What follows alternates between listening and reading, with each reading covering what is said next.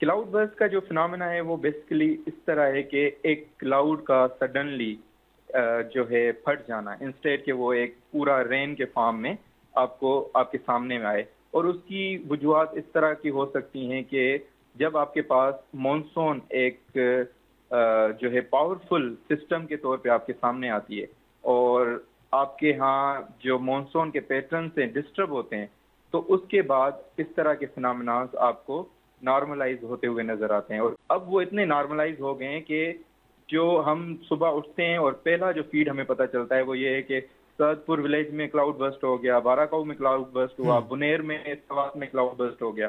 तो ये जो है बेसिकली वेदर जो पैटर्न्स हैं उसके डिस्टर्ब होने की वजह से ये प्रोसेसेस जो नेचुरली हैं बट वो अनकॉमन जो प्रोसेस हैं उनको हमें फेस करना पड़ रहा है। वजूहत तो सबसे बड़ी हमारा ये है कि जो इसमें दो राय नहीं है कि क्लाइमेट चेंज एंथ्रोपोजेनिक एक्टिविटी है, ह्यूमन जो एक्टिविटीज कर रहे हैं हम्म। उसकी वजह से वो हो रहा है। बट ये कहना कि उसमें पाकिस्तान का दोष है या किसी और कंट्री का दोष है, ये उस पे हम नहीं हो सकते। सही।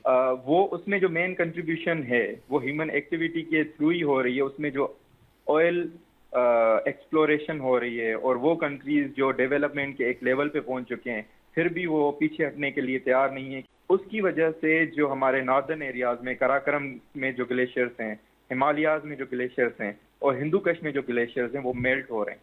और उनके मेल्टिंग की वजह से हम उनके फ्रंट लाइन पे हैं कि जो सबसे ज्यादा फोर फ्रंट पे हैं, सबसे ज्यादा जो फ्लड्स होंगे उसका हमें ही नुकसान होगा।